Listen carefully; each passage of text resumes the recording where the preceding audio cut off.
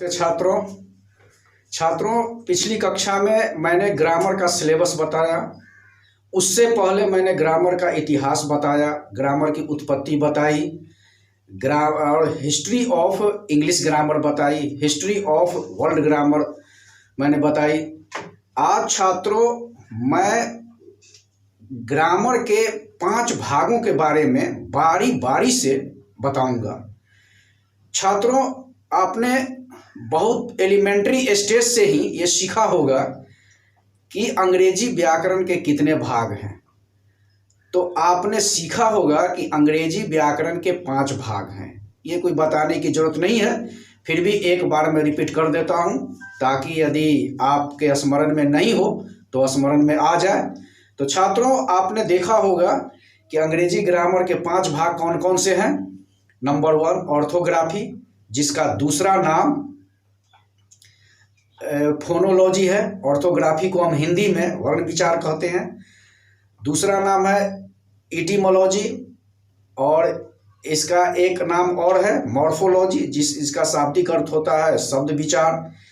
छात्रों तीसरा नाम है सिंटैक्स यानी वाक्य विचार। इसके 2 भेद हैं, एक है आपको सब्जेक्ट वर्ब एग्रीमेंट और एक है कनकॉर्ड।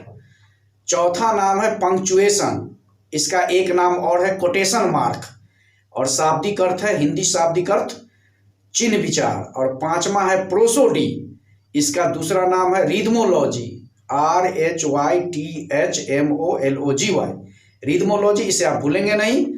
और इसका शाब्दिक अर्थ हिंदी में होता है छंद विचार। तो छात्रों आपने देखा कि अंग्रेजी व्याकरण के 5 भाग हैं और सबसे पहला भाग है ऑर्थोग्राफी।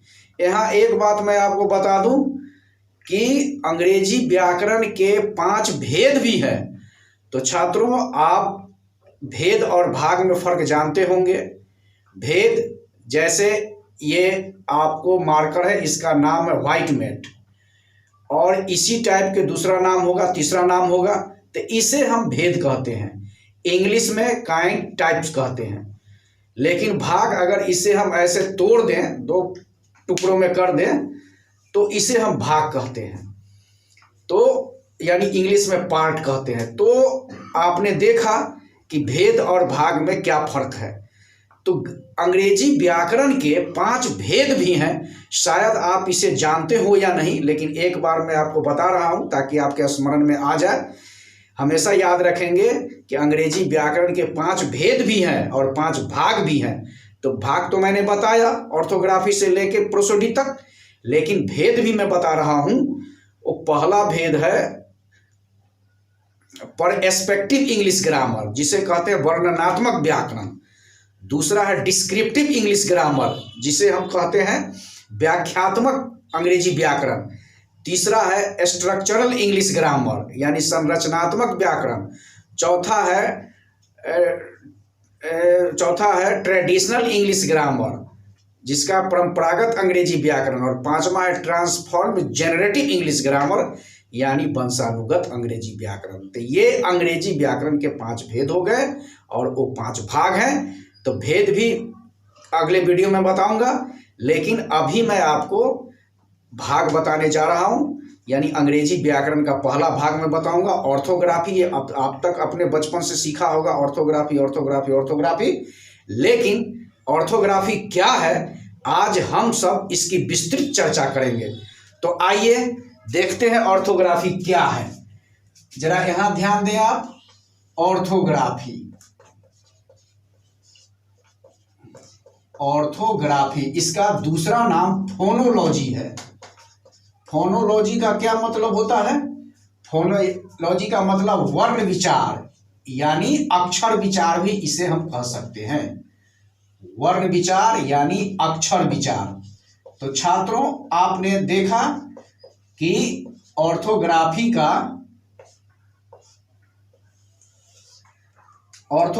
का शाब्दिक अर्थ हिंदी में होता है वर्ण विचार या अक्षर विचार। आइए सबसे पहले हम इसका रूट वर्ड जानें। रूट वर्ड क्या है तो वो देखें। रूट वर्ड का मतलब होता है ओरिजिन यानी उत्पत्ति। रूट वर्ड का आप साइनोनिम बोल सकते हैं ओरिजिन यानी उत्पत्ति। तो ये शब्द आया कहाँ से, इसके बारे में हम जानेंगे।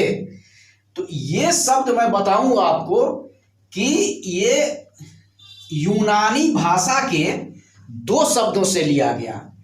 तो इसका हम संधि विच्छेद करें। छात्रों, मैं यहाँ पे एक बात बता दूं, यदि किसी भी वर्ड का मतलब आपको समझ में नहीं आए इंग्लिश में, तो उसका आप भरसक संधि विच्छेद करने की कोशिश करना। मुझे यकीन है कि आप उसका मतलब खुद ब खुद समझ जाएंगे। तो आइए हम इसका भी संधि विच्छेद करते हैं। एक बात हमेशा याद रखेंगे, दुनिया के सारे शब्द संधि करके बने हैं। तो इसका हम संधि विच्छेद करें, तोड़े 2 भागों में। तो सिलेबल में तोड़िए, ऑर्थो और ग्राफी। सिलेबल तो आप जानते हैं शब्द खंड को कहते हैं। जब सिलेबल में आप तोड़ेंगे तो अर्थो खुद ब खुद निकलेगा। तो आइए देखिए ऑर्थोग्राफी, इसका 2 भाग हम करें, ऑर्थो अजोड़ ग्राफी। यानी ये ऑर्थो शब्द यूनानी भाषा यानी ग्रीक, याद रखेंगे ये ग्रीक प्रॉपर एडजेक्टिव है और इसका प्रॉपर नाउन ग्रीस है। तो इसे हम कहेंगे यूनानी, और यूनान को हम क्या कहते हैं, ग्रीस। तो ये प्रॉपर एडजेक्टिव है। तो देखा आपने, ये यूनानी भाषा के ऑर्थोस शब्द से लिया गया था, जिसका मतलब होता है लेटर। यूनानी भाषा में लेटर यानी अक्षर को हम क्या कहते हैं, अक्षर या वर्ण, अक्षर या वर्ण को हम क्या कहते हैं, ऑर्थोस। और ग्राफी जो है ये आपको ग्रेफियन शब्द से लिया गया था, GRAPHIEN। ग्राफी शब्द ग्रेफियन से लिया गया, जिसका मतलब होता है टू ड्रॉ या टू राइट, लिखना या खींचना। जब हम अक्षरों को लिखने की कोशिश करते हैं, इसे हम जैसे ड्रॉ, पिक्चर ड्रॉ करते हैं आप, खींचना या लिखना। जब पिक्चर ड्रॉ करते हैं तो हम उसे ड्राइंग भी कहते हैं, और टू राइट का मतलब होता है लिखना। तो ये अब मुझे समझ में अब आपको समझ में आ गया होगा कि ये ऑर्थोग्राफी क्या है। यानी ये 2 शब्दों के मेल से बना, यूनानी भाषा के ऑर्थोस शब्द से लिया गया था, जिसका मतलब होता है लेटर्स, और ग्राफी यूनानी भाषा के ग्रेफियन शब्द से लिया गया, जिसका मतलब होता है टू ड्रॉ। तो आपने देखा कि संधि विच्छेद करने से खुद ब खुद अर्थ निकल जाते हैं। अब आइए इसकी परिभाषा मैं आपको बताऊं कि इसकी परिभाषा क्या है। ये तो आपने रूट वर्ड देखा, अब इसकी परिभाषा देखिए कि ये वर्ण विचार क्या है। तो आप डिफिनीशन देखिए इसकी। डिफिनीशन मीन्स परिभाषा। परिभाषा का क्या मतलब, भाषा तो विशाल होती है, लेकिन जब उसको हम शॉर्ट करके बोलते हैं या लिखते हैं तो उसे हम कहते हैं परिभाषा। तो परिभाषा का, इसकी परिभाषा आप देखिए कि अंग्रेजी व्याकरण का वह भाग जिसमें हम अक्षरों की प्रकृति, इसके बाद उच्चारण, अवस्था, भेद एवं भाग का अध्ययन करते हैं,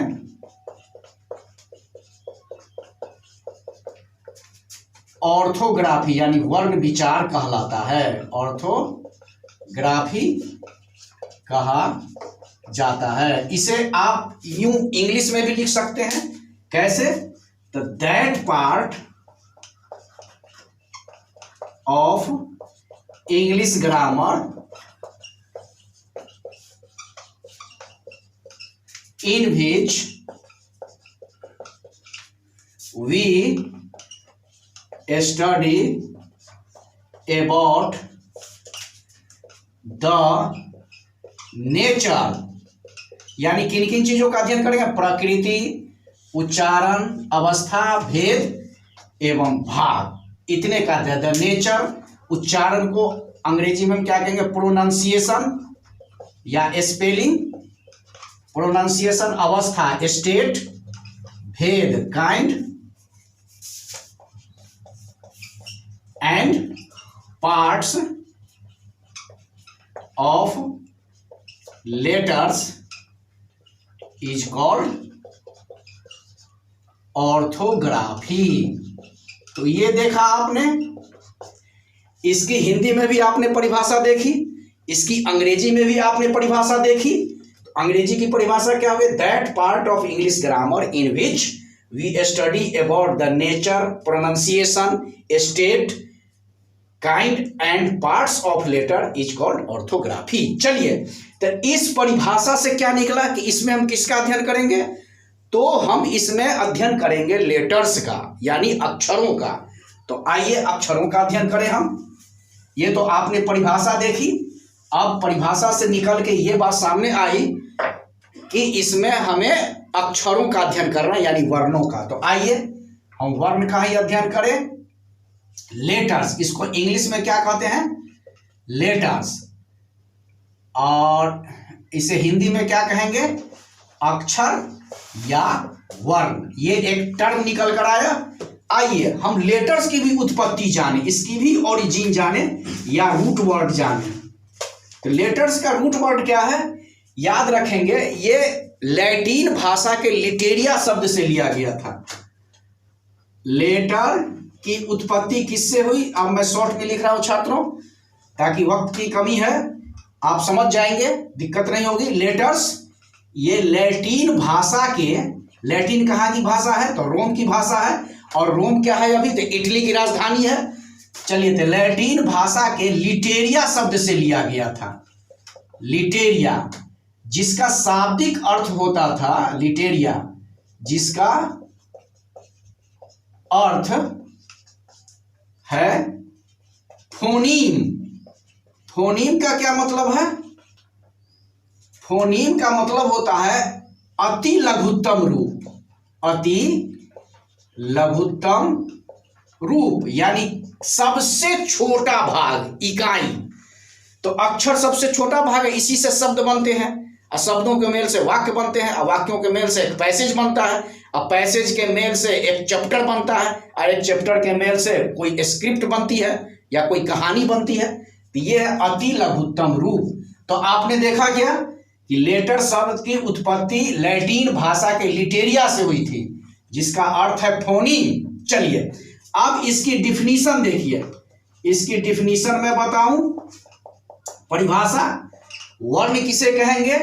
वर्ण उस मूल ध्वनि को कहा जाता है। वर्ण उस मूल ध्वनि को कहा जाता है जिसका खंड न हो सके। खंड न हो सके। तो इंग्लिश में इसे कैसे हम लिखेंगे? Letter is such a fundamental part, fundamental part that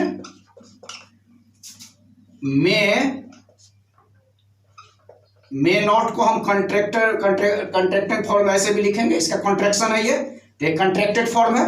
can not resolve, resolve का मतलब होता है तोड़ देना, resolve into two parts is called letter. तो देखा आपने लेटर क्या है? ये हो गई परिभाषा। एज फॉर एग्जाम्पल हम देखेंगे क्या छात्रों? तो जैसे मैंने यहां पे अगर लिखा कि एन, अगर किसी ने आपको बोला कि इसे आप दो टुकड़े में बांटो, तो आप फौरन बांट देंगे, एक को अलग कर देंगे, एन को अलग कर देंगे। लेकिन अब अगर कोई बोले कि ए को आप तोड़ो या एन को दो भागों में तोड़ो, तो क्या आप तोड़ पाएंगे? कभी नहीं तोड़ पाएंगे। इसीलिए इसके जो सबसे लघुत्तम रूप है, डायमिनिटिव फॉर्म्स है, वो है आपको फोनीम। इसी को हम लेटर कहेंगे, क्योंकि इसे आप तोड़ नहीं सकते। तो यही है लेटर छात्रों। ये देखा आपने। चलिए, अब इसकी परिभाषा देखी। अब मैं आपको बताऊं, इसका क्लासिफिकेशन देखिए। अब इसके इसका हम हिंदी भी थोड़ा संधि विच्छेद कर दें। ताकि आपको और समझ में आ जाए। अक्षर, ये अक्षर है, इसका दो भाग कीजिए, अ जोड़ क्षर। किसी भी शब्द के आगे हिंदी में यदि आप अ देखें तो उसका मतलब दो ही समझिए, या तो वो है ही नहीं, वजूद ही नहीं है, और अगर है तो अभी अनुपस्थित है, एब्सेंट है वो। इंग्लिश में भी किसी भी शब्द के आगे ए देखिए तो उसका मतलब वही है कि एब्सेंट है या नहीं है। चलिए, तो अ का मतलब क्या होता है? नहीं, यहां पर इसका मतलब हो जाएगा नहीं। और क्षर का मतलब होता है टूटने वाला। तो छात्रों, आपने देखा कि अक्षर का मतलब क्या होता है? अ जोड़ क्षर। अ मीन्स नहीं, अक्षर मीन्स टूटने वाला। तो जो टूटे ही नहीं वही है अक्षर। तो इसका भी संधि विच्छेद आपने देख लिया। अब मैं इसका क्लासिफिकेशन बता रहा हूं, अक्षरों का क्लासिफिकेशन। CLASSIFICATION। क्लासिफिकेशन का मतलब होता है वर्गीकरण। याद रखिए, यानी कि अर्थ के दृष्टिकोण से, अकॉर्डिंग टू सेंस, अर्थ के दृष्टिकोण से